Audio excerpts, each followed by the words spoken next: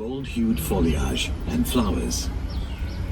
This is Singapore's latest horticultural wonder, a project that began with an international design competition in 2006 and opened in 2012. You are now in Bay South Garden, home of the spectacular super trees, cooled conservatories, and much more. Towering in front is one of the two cooled conservatories, the Cloud Forest. This cool, moist conservatory is 65 meters tall and Singapore's tallest indoor waterfall. Look through its glass shell and you will notice elevated walkways winding round the man-made mountainside. They are covered in mist every 2 hours, replicating the cool, moist climate of tropical high elevation areas such as Mount Kinabalu. This controlled climate is perfect for growing unique plants on the man-made mountain. Approaching on your right is the Sun Pavilion. It houses a rich collection of cacti, the most recognizable plant family in the desert.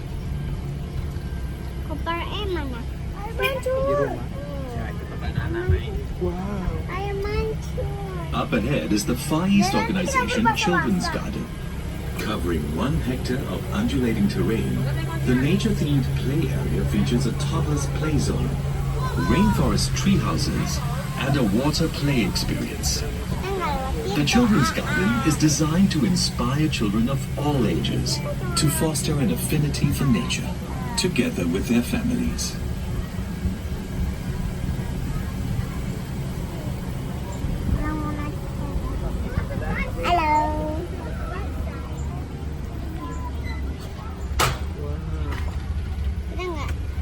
You are now entering the Waterfront Walk, which connects Bay South to Bay East via Marina Barrage behind you. Across Marina Reservoir, you will see Bay East, the second of 3 gardens of Gardens by the Bay.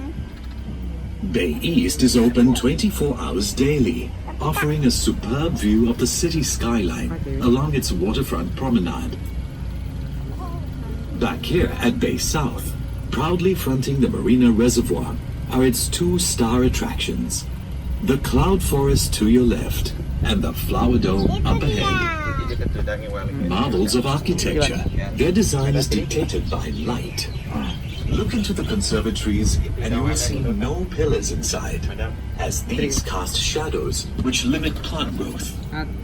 Instead, are remarkable specimens of nature, like the giant baobabs, also called overturned trees. The Mediterranean olive trees have survived a remarkably long passage of time. They are estimated to be about 1,000 years old.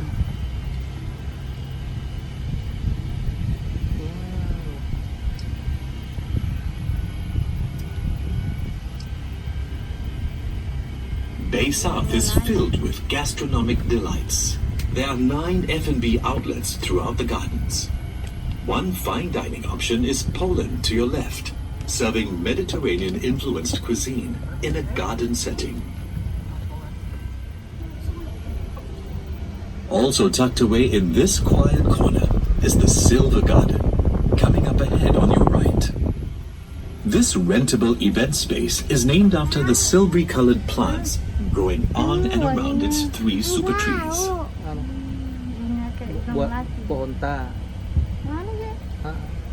Look left into the distance ahead and you will notice another 3 super trees. Can you see a spout on top of one of them?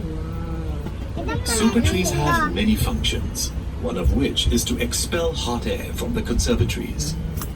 We will visit more of them at the Super Tree Grove later on our tour. Catch a glimpse of the Dragonfly Lake on the right. There is a 440-meter boardwalk beside to stroll or jog along. The Marina Reservoir and 2 lakes surround Bay South, providing irrigation for plants and a cool respite for visitors. The reed bed to your right acts as a natural eco-filter to cleanse water from rain runoff. The reeds help improve the lake's water quality by absorbing excess nitrogen and phosphorus.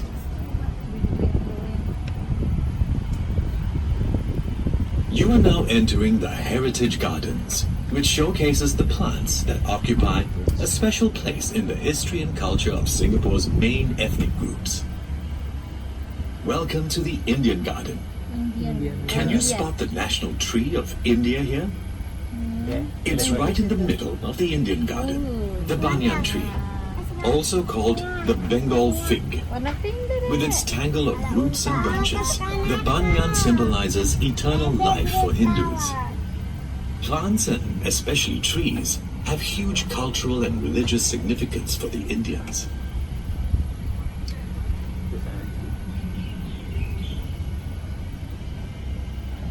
In front of you, a circular opening in the wall welcomes you into the Chinese garden. This is called a moon gate, a feature found in traditional Chinese gardens, and represents a full moon. For the Chinese, a garden is a reproduction of the natural environment. That's why features like ponds and boulders are common in classical Chinese gardens. A rock represents a mountain, and water stands for rivers and waterfalls.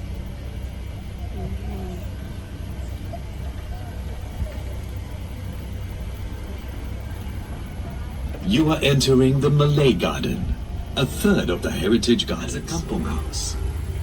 There are many food plants here, used by the Malays, such as lemongrass and the breadfruit tree on your right.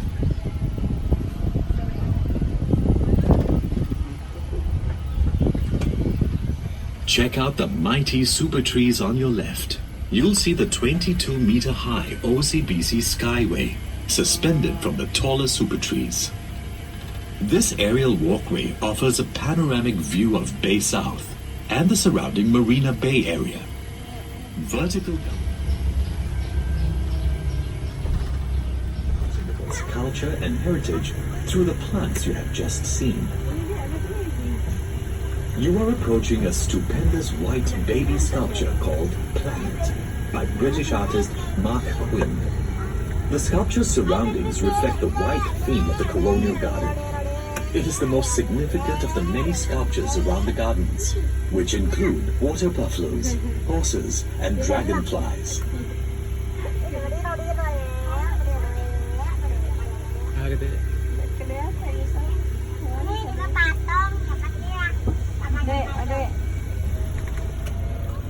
You are now making after rain.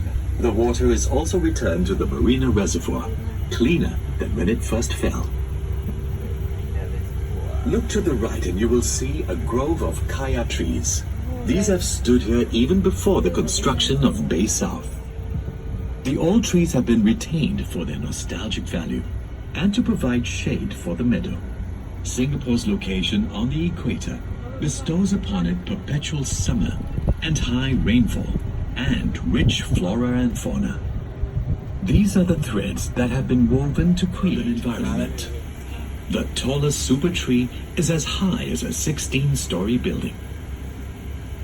These green giants perform the functions of real trees, such as absorbing heat and harnessing solar energy via solar panels atop their canopies. This energy is sufficient to light up the trees at night. They also collect and store rainwater, which is used to irrigate the plants that grow on their trunks.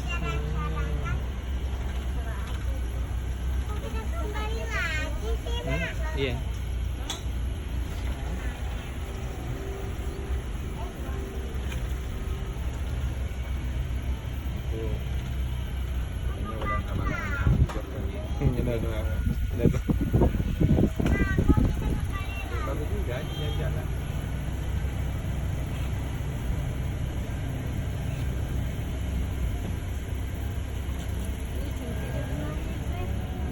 Another fish that symbolizes good luck is the carp, or koi, to your right.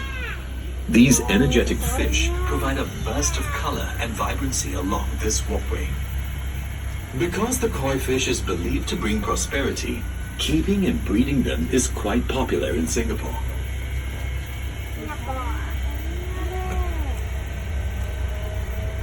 Observe the palm trees coming up ahead, and you will spot something strange. Most palms have a single trunk, but these mutated trees have two, and even 3 trunks. Rarities in the plant world.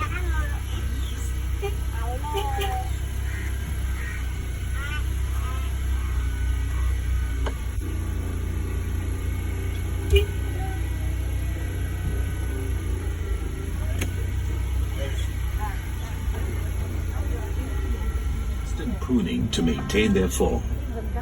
These sculptures are made out of the curtain fig. The animals showcased here are closely linked to the flowering, fruiting, and dispersal of the fig. This is the fruits and flowers garden. Pollinated flowers develop into fruits with seeds. The fruits of the cannonball trees on your left and right expel their seeds when they explode on impact, giving the tree its name. Plants and trees also reproduce by dispersing seeds through wind, water, or animals. Not all plants require direct sunlight to flourish. Explore the dark side of the rainforest in the understory garden. Organisms on the forest floor have found ways to survive under low-light conditions. Fungi, like the mushroom sculptures you see on your right, help to break up fallen leaves and twigs into rich nutrients for vegetation.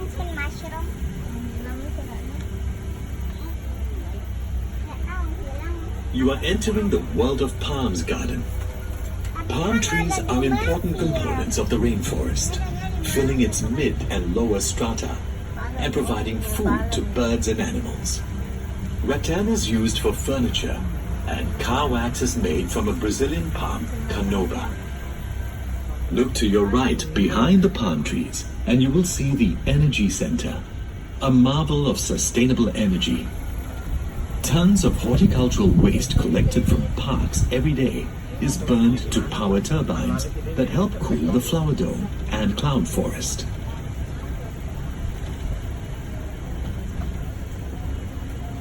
At the Secret Life of Trees garden, learn all about trees and their wondrous forms. On your left and right, into the air, and look out for the thorny trunks of the couple trees on your right. We are now making a stop at the canopy once again. Do get off here to visit the 2 cooled conservatories, which hold a truly global kingdom of plants. They come from every continent except Antarctica.